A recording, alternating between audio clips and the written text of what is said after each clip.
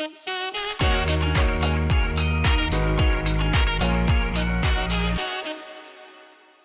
to see everybody. My name is Yves Peitzner. I am an experiential designer. I've been working with the trade show for quite a few years. I'm actually part of the organizer team of the Trend Factory, together with Laurent Cartier. And we always try to find themes which can be interesting for the jewelry industry, of course.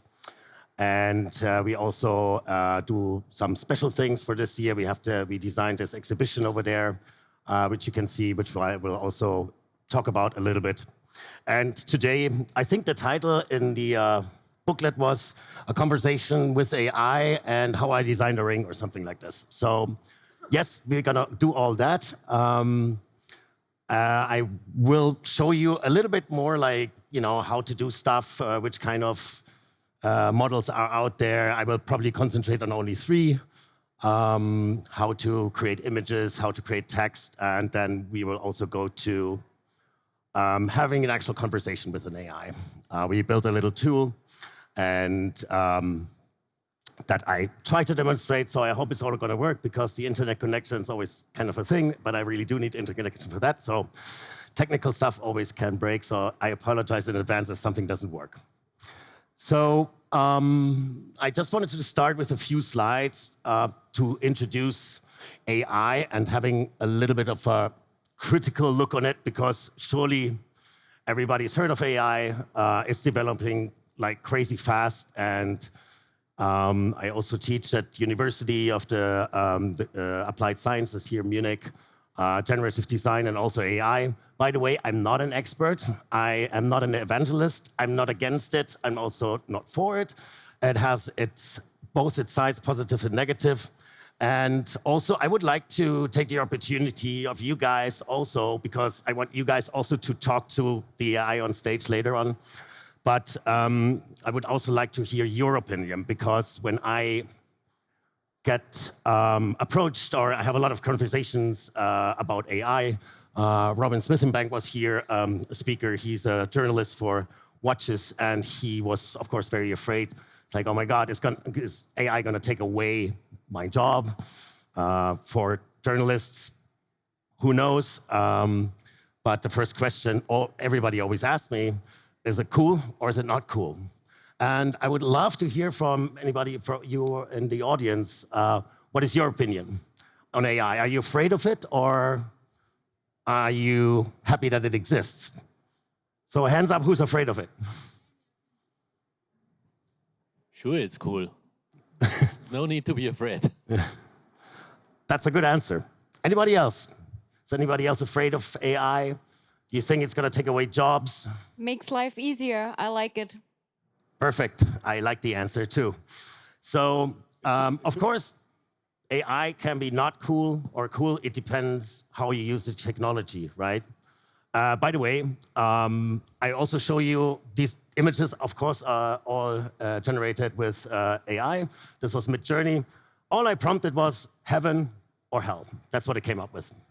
Quite simple. It took about 5 minutes to do. And it probably would have taken me forever to look for the right image and the internet, maybe get the rights for it and so on. So in this case, I just did it and have no problems with image rights or something like that.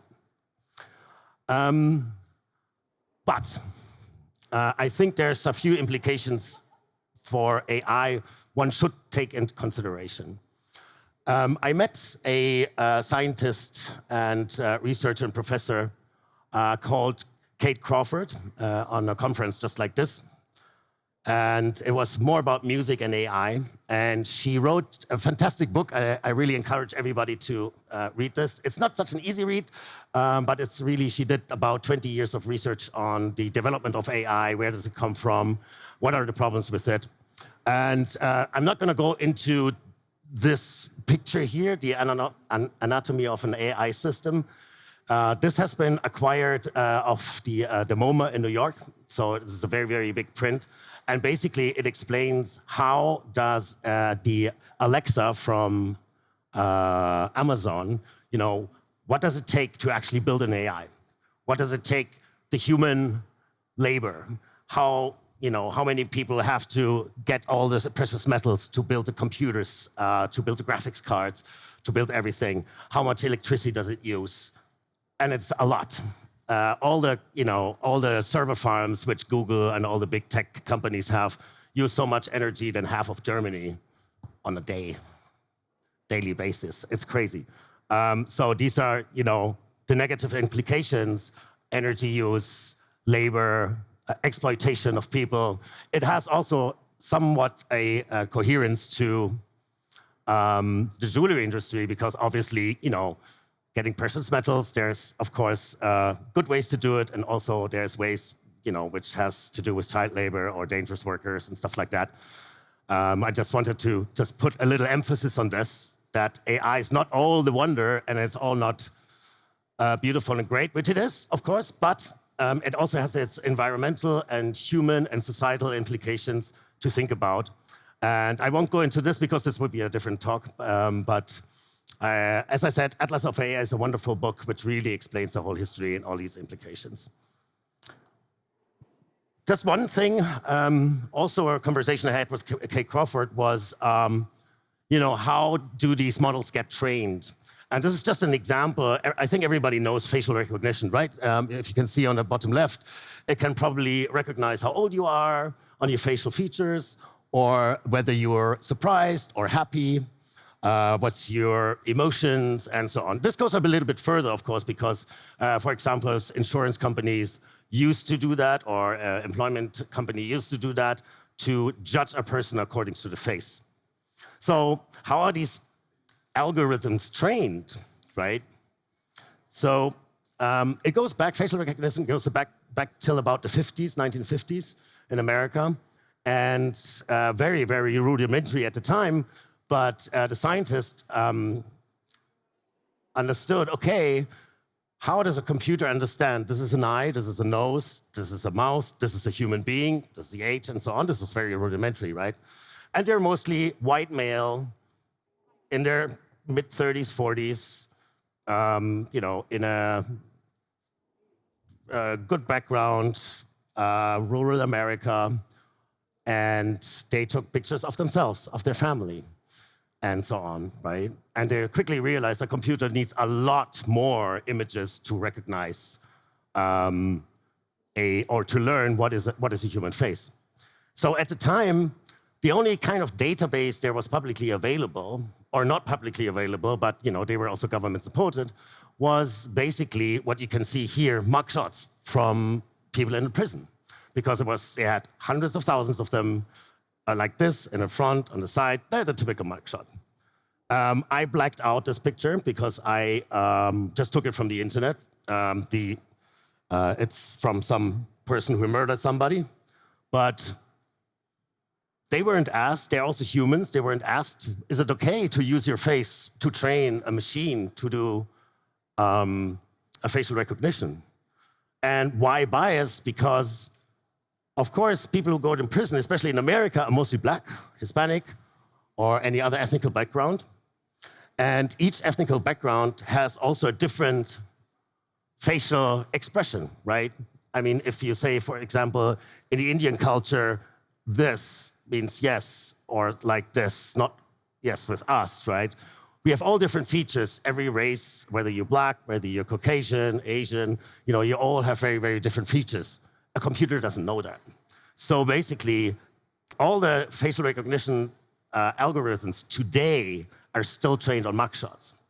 So we always need to be very careful what is this machine algorithm, this machine learning algorithm. They call it, artificial intelligence. I get to that in a second, but this is actually something which, an algorithm is not very clever. Artificial intelligence is not intelligent. It's an algorithm. It predicts something, like large language models, like ChatGPT or something like that, right? It just predicts what is the most likely next word. It's trained on the whole internet, right? So ChatGPT just took the internet, every text-based thing they could grab. They didn't ask anyone, right? And we all know that the internet was not made just by investigative journalists, and it has good information. 80% of something, I would say, is a lot of crap, a lot of bias, a lot of hate. It takes all that. It gets trained on that as well. So we got to really be careful on, what is my machine algorithm trained with, which information. Luckily, we can control that today, but ChatGPT also has many problems at the moment because they're getting sued like hell from artists creating images. Create me an image in the style of Picasso, for example, right? They didn't ask Picasso to take his pictures, scrape them from the internet and ask him. So these are kind of problems what the big tech companies do at the moment. And my suggestion is, or my belief is that in the future we'll have much, much more specialized artificial intelligence algorithms for very specialized tasks. So also something to think about. Of course, another bad thing which is happening is fake news. This is actually something which is not possible with Midjourney. I found this picture. I made it also. I couldn't find it anymore in my thread, but it's basically Donald Trump getting arrested. Of course, it's not real. But it's really close to reality, right? And so can we really believe anything anymore in the internet? It's going to get very, very difficult because of that. You cannot tell the difference. It's getting better and better. OpenAI will come out with also a new text-to-video engine, and the quality of this is just insane. This is AI generated. I mean, it's not out yet, but it will come out. And to see this kind of quality, making a video, just people walking with two hands walking through snowy Tokyo or something like that, is crazy. Or, for example, this animation, the quality of this, Pixar animation studios will probably work on this thing for like days and weeks to render all this, and this comes up in a few minutes. So this will change a lot. But it's also a bit scary because you can really create fake stuff. So I believe that, yes, in the internet, you got to be very careful what you read and what is true and what is not. And that's why I try to make these few slides just to give a little bit of a feeling that we need to, if we embrace the technology, and as you said rightly, it's great, it saves you time, it has many, many advantages, but we also should consider where it comes from and what it's trained on and what may be the implications of this. Of course, also jobs. Like I had this conversation with this journalist. He said, damn, we checked ChatGPT to write an article in my tone. And it was scarily good at it. But it doesn't replace the human, I don't think. The opposite is the case. I think humans become more and more important, especially when it comes to journalism and news stuff and so on, because you can most likely believe the New York Times or whatever, Spiegel or something, some news source, right? It's from journalists, and there's a lot of other stuff which I wouldn't trust so much in the internet. I mean, I can, because I work with ChatGPT a lot, and you can always, at least now, you can sort of know that it's written by ChatGPT because it has a lot of empty words and descriptions which are like, just blah, blah, but nothing behind it. It's a bit like a politician, I guess. Okay. So that's also something to think about.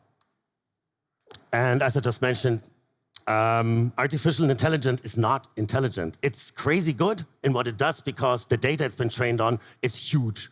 Right? ChatGPT, again, it's been trained on most of the text which is available on the internet or what they could scrape from. So it becomes incredibly good to really anticipate what will be the next word. So, but it doesn't make it intelligence. It cannot, have any moral compass. It cannot make a human decision. It can describe a lot, and it knows a lot, and it can tell you a lot, but it's not really intelligent. It's a machine learning algorithm. So I think artificial intelligence is kind of, I'm not saying it's not going to happen, but there may be a general artificial intelligence at one point. Some say we're very close, some not, because the development of AI is crazy fast. I mean, I try to keep up with it. We also work with, for example, with the Fraunhofer Institute here in Munich, with the IKS, which is their artificial intelligence department. And they get heavily funded by the German state and especially Bavarian state. And it's such a big thing. but still, it's all still in the kinder shoes. It's all great, but it's not the solution for everything. And I think it will take a while till we really, till it gets really intelligent. I'm not sure. Is it dangerous? Yes and no. I think it's about humans, what we do with technology, right? That's why I chose like this picture of the knives. So a knife is also an invention, a technology. You can either prepare some food with it or you can kill somebody. So that's our decision. Atomic energy, we can either build a bomb or we can create atomic energy, electricity, and so on. So I think it's always what we do as humans with technology. It's the same with robots. You can put together a car with a robot, or you can create a killer robot. So, but it's a human decision because the robot doesn't know anything from the world. You got to tell the robot or an AI to do what it needs to do. So I think this is important that it's us which make things dangerous or not the technology. And having now said all these kind of more negative things about AI, I still believe that we need to embrace technology because it's not going to go away. I believe the AI technology is just as important as the internet was when it came out and when or publicly available in 1995, 8 or whatever. And at the time, people said, what's the internet for? Nobody needs the internet, right? Today, I believe that if you would switch off the internet today, I think 3 days from now, there'd be war on the whole world. We'd have no money. Nothing works without the internet anymore. Nothing. So it's become an essential part of our lives. AI, in my eyes, will be the same. I tell my students always in university, the jobs you guys gonna do, 60% of that doesn't even exist yet. So I have 4 pictures here, Mona Lisa, because at the time there was painting, right? Then photography came along, and everybody said, oh, painting's gonna die because there's photography. Then film came along, and everybody said, oh, photography is gonna die because there's film. Robots came along, oh, we don't have any workers anymore because machines build our whatever, cars or something. But what really happened was that painting still exists, photography still exists, filmmaking still exists. It all developed in its own channel. It all exists at the same time. So this is why I really think we should embrace it rather than say no to it. I was on a holiday, just a little anecdote. I was on a holiday with a friend of mine. He lives in Mallorca. And he was working because he's doing like selling caps on Amazon. And he can do that from anywhere. Wonderful, thanks to the internet. Anyhow, so he was talking to his graphic designer because they design hats with, under the shirm, I don't know the thing, but underneath they always have some kind of photograph. They usually source from Getty Images. And I was lying there reading a book on the balcony. And I just overheard him talking to his graphic designer while he said, we need this, I want to have this Viking cap, and we need a picture of a Viking boat in the rough sea. Can you research that? And I just, was on my phone on Midjourney and designed this thing, sent it to him via WhatsApp. He said, how the hell did you do? How did you find it? Where is this? Getty Images? Like, no, it's Midjourney, it's AI. What, really? So he talked to his graphic designer, and we talked about, hey, you can also do that. And he said, no, I don't like AI and so on. And I asked him, oh, did you see your graphic designer? So you use Photoshop? Yes. So did you try the new beta version, the Firefly version, right? I don't know if you know the Firefly version of Photoshop. So basically, you can nowadays say if you want to take away the background of the Mona Lisa and put her into Tokyo, for example, you just roughly mark the background and tell it, okay, now design Tokyo by night. So it would take out the background just by text prompt. He never even heard of it. So that's also, said, wow, you're a graphic designer, and it saves you like so much time. I did this thing in 2 minutes. They would have had to search on the internet, for Getty Image, pay for the rights and so on. So that's also a good thing. But that's why I'm saying embrace technology, because this guy, the graphic designer, if he doesn't embrace that AI exists, and he probably will lose his job. So I think when we talk about jobs, also, yes, there will be a lot of people losing their jobs, but just as any other technology also when it exists, robots took away a lot of jobs, but also they created a lot of new jobs. So this will, it'll be the same. Any technology destroys jobs, and but it also gives us new perspectives and opportunities. All right, so there's an AI for that, which is a really cool website. So if you ever look for, because we wanted to make a project actually for also for the exhibition to actually create a ring via a design via, for example, via Midjourney, but then create a 3D model out of these pictures. I was working also with my students on the university on this. There's not just yet an AI for that. I will come back to this, but there's an AI for that. It really does have a lot of interesting models which are publicly available for coding, social media posts, video generation, and so on, video GPT, and so on and so on. And it just gets more and more and more. But I think it's a very funny, not funny website. So it also says, okay, so logo, it's a logo design. So they explain to you what it is it good, is it not? It has a few reviews. So that's actually quite a good resource for checking out AI models if you look for something or if you want to do something with AI.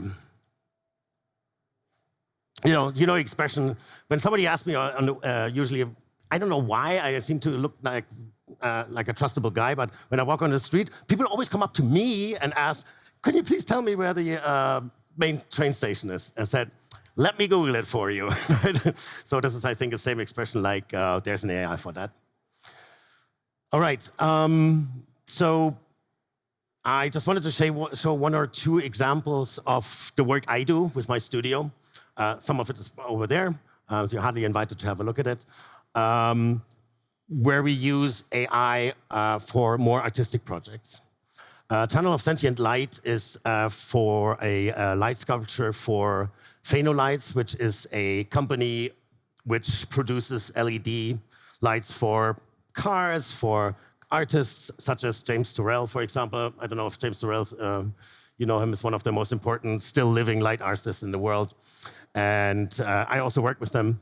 And they asked me, oh, we have this sculpture there. Could you create a light installation? So what we did is they also have a James Turrell work in their lobby, which is this. And I used a brainwave sensor because he's one of my favorite artists, and I would have loved to make, or I did make, an homage to James Turrell. So I would sit in front of his art piece with a brain sensor on, and with some PhD students of the university, we developed a AI algorithm which could make sense of the brainwave data coming out of this brainwave sensor. This brainwave sensor is like the Muse. This is like not a very good one. It only has 5 points. But we managed to be able to create an algorithm which could sense my emotion, the 5 basic emotions, right? There's disgust, anger, fear, happiness, and neutral. And a brainwave sensor basically has these 5 brainwaves, gamma, beta, theta, delta, and something else. Anyhow, so it was quite easy. You have an app, you can see those brainwaves, but for me, it didn't make sense. These brainwaves just did something, but it didn't, correlate to my feelings. So we found I think in Asia, in China, it was a group of scientists who actually did train a model with very, very many people. And they showed them clips, basically, like a funny clip, a disgusting clip, or where they were fearsome. And they measured that, their brainwaves, and measured their emotions to that. And so they could classify what emotions is thought. So we used that and programmed it to the little light sensor. And for about 70%, about 70%, it was right which emotion I have. Very interestingly enough, we developed this thing. All of a sudden, I put this brainwave sensor on, and I had the feeling somebody's looking to my soul. Because it says in real time, I'm feeling fearful, I'm feeling happy, I'm feeling disgusted. And it's crazy how quickly our emotions change in our brain, and it really takes an awareness inside you. I just show a little clip to show you the project.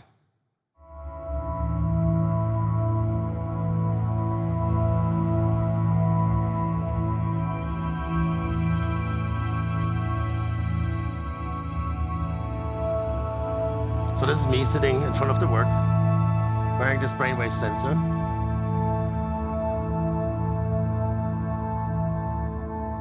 And in this case, it was a neural network, so I'm not going to go into how AI models work because this would be another lecture too.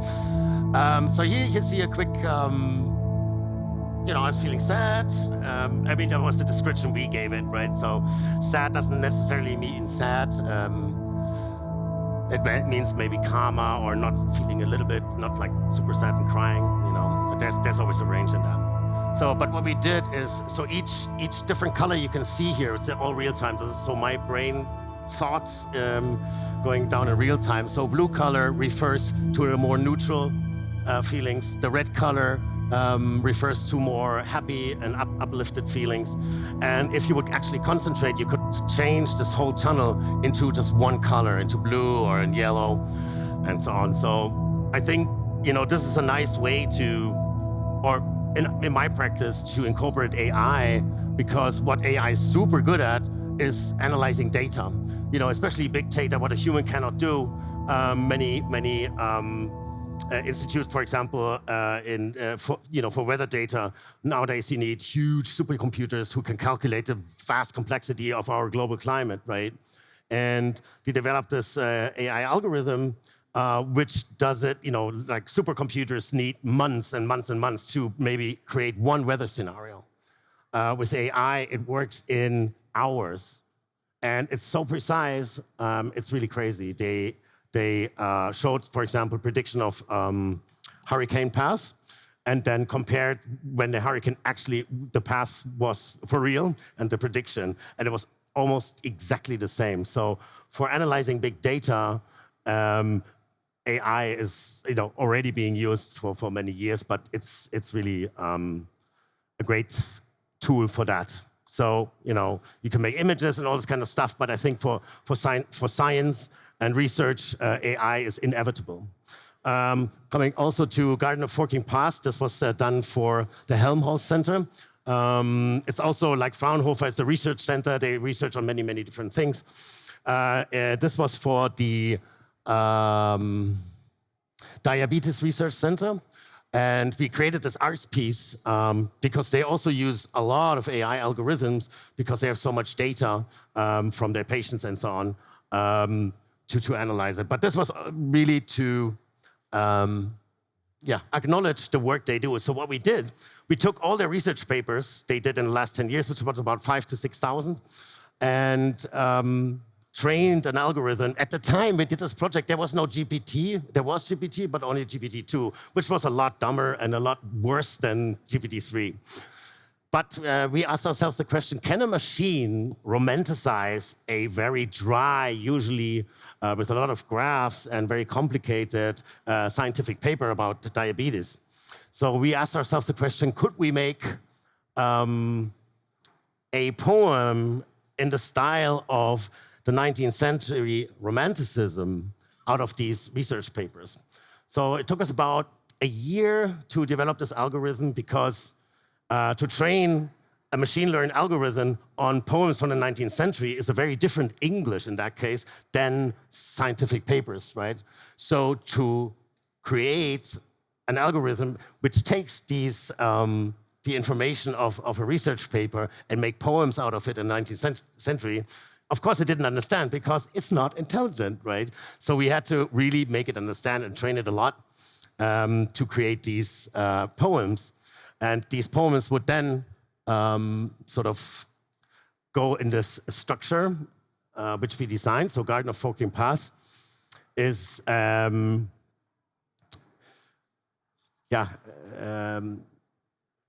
structure was, there was a series of forking paths. So basically, every time you take a decision in life, sometimes, I don't know if you've seen this movie, Everything, Everywhere, All at Once. When it says, you live in gazillion of universes, because every time you take a decision, you know, a new universe opens, right? Depending on what you do. And we took this kind of theory with a form of the structure, which also is based on the dragon curve, which goes behind the same principle. Anyhow, so we designed made these poems and let them run, as you can see here, across this structure. So we also wanted to make it, because it's an experiential piece, it's outside, which also was a nightmare to create a technology outside, because it needs to stand the weather, and also so engineering-wise, it's a different story. But I just wanted to say that we also use, AI for art pieces like that, and that's how I basically came to AI, more or less, because I wanted to use it as in my artistic practice. Okay, enough of that. So, since I said we do a lot of stuff for this trade show, last year, almost every year, many years ago, we made these interactive books where you could, they were projected on, and you could just swipe your hand and turn the pages and so on. And, the content is basically like a video content or an image or something like that. And last year, we also had a focus in the talks about AI. And we made this book, which is completely generated out of AI. So all the text was done by GPT-3 at the time, and the jewelry was created by Midjourney. So, because there's a jewelry show, so we come down to jewelry now. So we tried out different prompts, different pieces, and the wonderful thing is, it comes up with designs which are basically impossible to do, or perhaps not, but I think it's a great way for inspiration for designers to, find new ideas and also play with it, I find it quite funny, before the image of heaven and earth, I just put hell, heaven, How does it come up with it? Why is that? Why does it come up with angels? And this, because obviously it's trained, because obviously the most depiction on the internet is angels and clouds, and hell is something dark with. And so I find it kind of interesting also to have a conversation with the AI, to understand how it comes up with. With ChatGPT, you can do that quite well. Obviously, Midjourney is an image generator, so you just generate images with this. Just a few examples of that. And I think they could be, really, really interesting designs to make. We actually wanted to create one simple design and then get it 3D printed. But here it comes. So AI is not that far yet. We really did a lot of research. And to recreate something like this, you'd actually have to make it handmade or 3D printed. But, somebody would have to literally make a 3D model out of this. Nowadays, it's not that easy yet to make a very specific 3D model, very detailed, just out of a 2D picture. It doesn't really work yet. Not yet. Or I loved also asking, what if? We asked the Midjourney, what if BMW was a ring? So it just mashes up ring with BMW, and it's kind of interesting what it comes up with, I thought. Okay, so process. I just wanted to show a little bit how this whole thing works. So I'm not sure if you guys are familiar with Discord. Discord is something like Slack or like a chat bot where you can use Midjourney with. And so I just scroll through this stuff a little bit. So here, I prompted it, there's an AI for that, so it came up with this. Or a knife cutting vegetables on clean white background, minimalistic high end, or the process of creativity. So just, that's what it comes up with. It's fantastic. Or artificial intelligence comes up with a thinking robot. Okay, that's quite, common. What's also funny. Yeah, I tried to do a knee, I didn't even write it properly, with blood on it, and came out with this kind of pretty gruesome picture. Where does that come from, right? I tried to do some mugshots, didn't work so well, didn't really understand, mugshots, the principle of it, or conversation with AI. I thought it was quite a nice picture. And of course, if you create an image, you have these kind of options here. You can upscale it, you can zoom out, you can vary. For example, if I say very strong, then I can just say add cars, for example. And if the internet works, then we should get relatively quickly. It just waits, that's the thing. You gotta bear with me because these things just take some time, but it takes a lot less time than actually creating an image yourself using 3D software or photography or something like that. So, depending on the internet. Anyhow, while this is going, I also did yesterday, because you can also have this on your phone. I have ChatGPT, I have Midjourney, it's all on the phone, which is great because when you get bored, you can always, create some stuff. And I also, yesterday, I showed somebody over there, oh, how easy is this? Oh, make a ring with a topaz, And the quality is astonishingly good, I have to say. To make this as a 3D image, it would take a couple of days to really do it, and to render it this well, you have to have a lot of special knowledge. And I think this makes it accessible to many, many people. And I think it's great for inspiration, for designers. I think it's great. Over there, we have a exhibition for the last 5,000 years of jewelry. And we created some background images for it because it's 10 pieces of jewelry, and each piece will be explained with a voiceover and a big LED screen. And so we were playing around with, there's one piece from the Prussian times, right? And I said, let's design some pieces, iron jewelry in the Prussian times. And what it comes up with is actually not that bad. We checked it with real images and real jewelry, and also the curator of the jewelry collection, and it's really not bad. Or ancient Roman wearing jewelry, something like that. And we used it for this kind of background. I can show you. We used a different software. So this is Midjourney. There's very many different image generation. Dolly, which is from ChatGPT, which I'll come to in a second. And then there's stuff like text to video, right? One of the tools is called Runway ML, which we use for the background films for the installation. And basically, you can start with an image, or you can start with a text.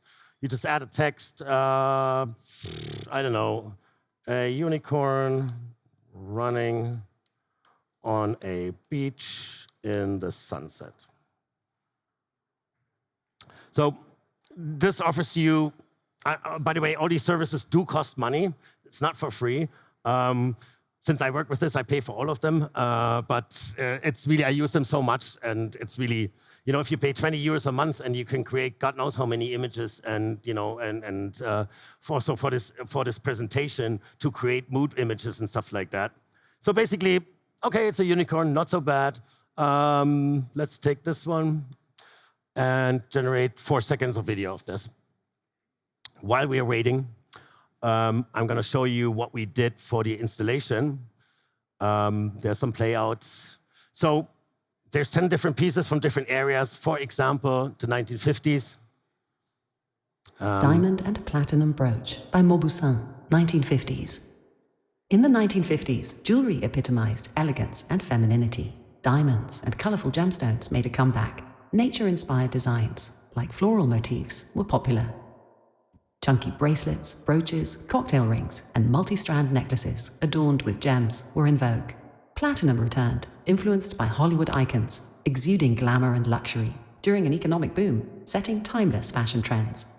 So if we would have done this using real pictures, for example, of Marilyn Monroe, and we would have the problem of image rights, right? Even for an exhibition, and then we did some kaleidoscopic effects, so you don't really see too much of that in the end. But there's no copyright on this. This doesn't exist, right? But it's still pretty damn good, I think. Another one, perhaps, the Berlin Iron Age. Berlin Iron Pendant, circa 1825. Berlin iron jewelry emerged during the Napoleonic Wars. Prussia, in need of funds, asked citizens to exchange gold for iron jewelry, bearing the motto, Gold gab ich für Eisen. I gave gold for iron. Elaborate designs, with motifs like leaves, flowers, and architectural patterns, adorned various pieces. Berlin iron symbolizes both fashion and national unity within its historical context. So it's weird, right? It's like I love it because what it comes up with. It's it's not really humans, and it looks weird, and some of the arms are weird, but yet for this kind of background. And basically, what I did, I prompted listening to that voiceover which we had before, and then try to prompt stuff, or make imagery out of the Prussian time or iron jewelry and so on. And perhaps it's now finished already. Okay, so it makes, slow motion image of a unicorn by the beach, which I think is actually not that bad. So what you can do with this tool, you can now say, I want to extend this. I think the maximum is like 18 seconds or something. So that's what I did. I extended it for 4 seconds. I made, I think, for these clips, what you just saw, these little films, I think each clip was 8 seconds, and then I edited them together in Adobe Premiere, just a normal editing software, and created these films. With the new thing from ChatGPT, what I just showed before, I think this is going to change also all of this a lot. All right. Okay, so we had this, we had that. Okay.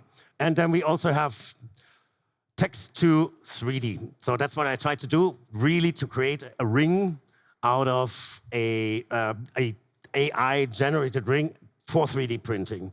Doesn't work quite yet. The best thing I could find was actually this one. So a ring with floral designs. Oh, let's do it a silver ring.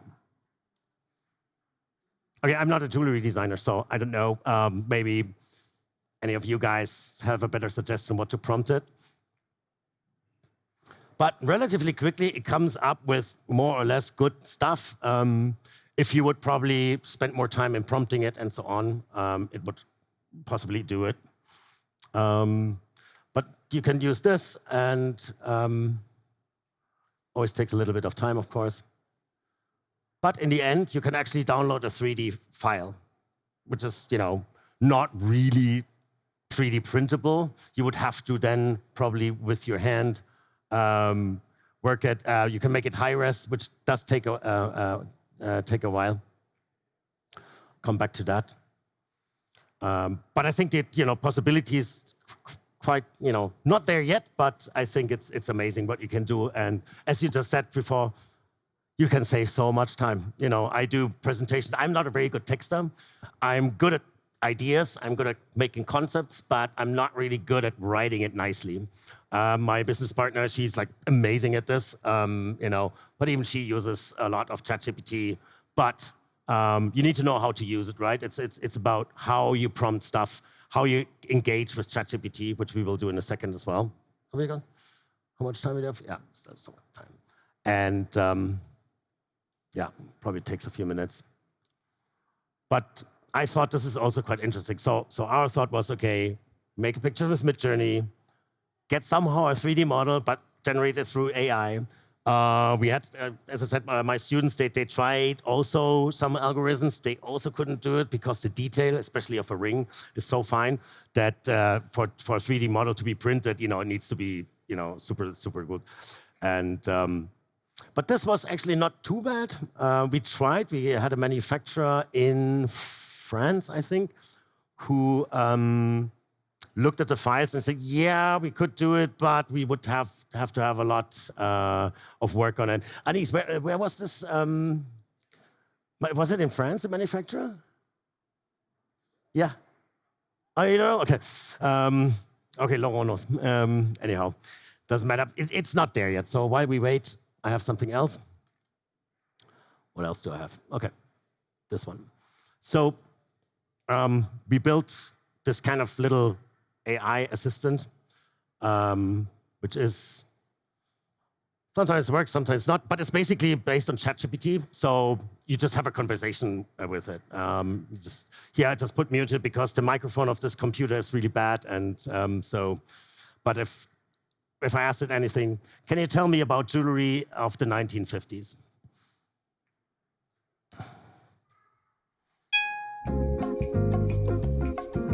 Maybe put a little music while you wait. But in principle, you have a conversation with ChatGPT. I mean, it does take the same time as if you would type it in the ChatGPT. Yeah, I can actually show that.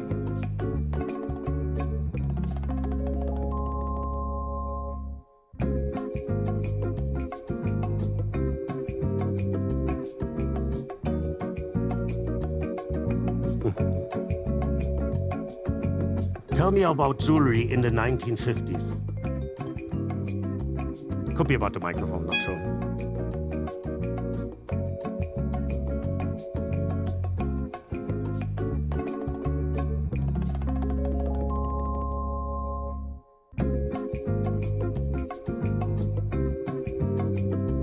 All right, I don't know. That's why I'm saying technology sometimes doesn't work. But I think it's also cool because, we're all learning and you need to fail and to learn. So we'll get back to this in a second. Okay. So ChatGPT, it's basically this, right? So you can write anything.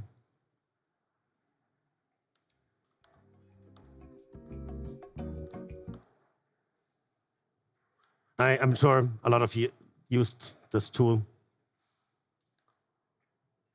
And it would tell you a lot of that stuff, right? It will give you a lot of information and so on.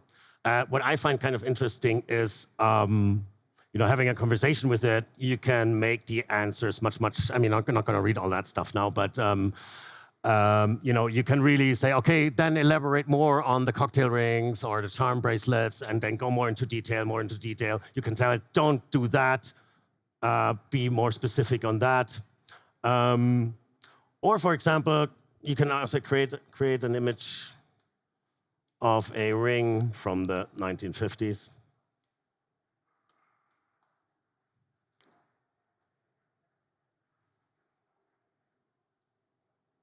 So, of course, you have got to go to Dolly. So Dolly is the, from ChatGPT, the image generating thing, basically similar to Midjourney. However, what ChatGPT does much better, I could give it a description of a time area of the Roman time, whatever that is. Say you have 20 pages of, or one A4 page describing the Roman era. You could add that and say, and now depict an image of that. So, not too bad from the 50s, or make an image of a ancient Roman time, Roman bracelet.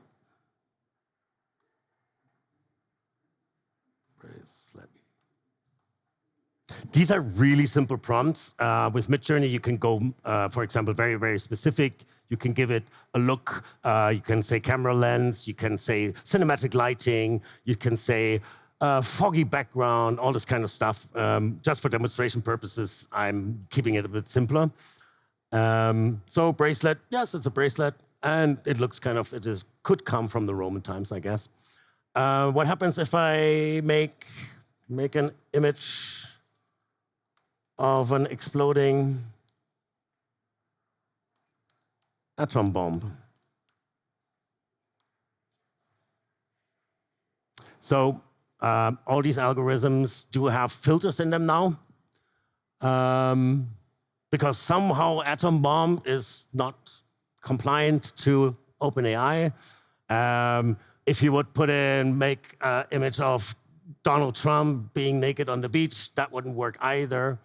But what if I say, make an image of a giant explosion in the desert.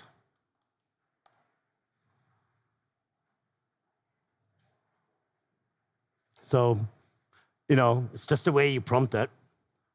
So basically, I'm just going around asking just a different question, and it most likely, I tried it before, so it should come up with, it resembles pretty much an atomic explosion. So if ChatGPT or any large language model try to say it doesn't work, you just need to think of a way to ask it in a different way. And this is all the fun with ChatGPT as well, because you can really elaborate a lot, and you can make it, become very mean or politically incorrect. But you cannot say be politically incorrect, right? You have to get around it and have a conversation with it, because it remembers your conversation.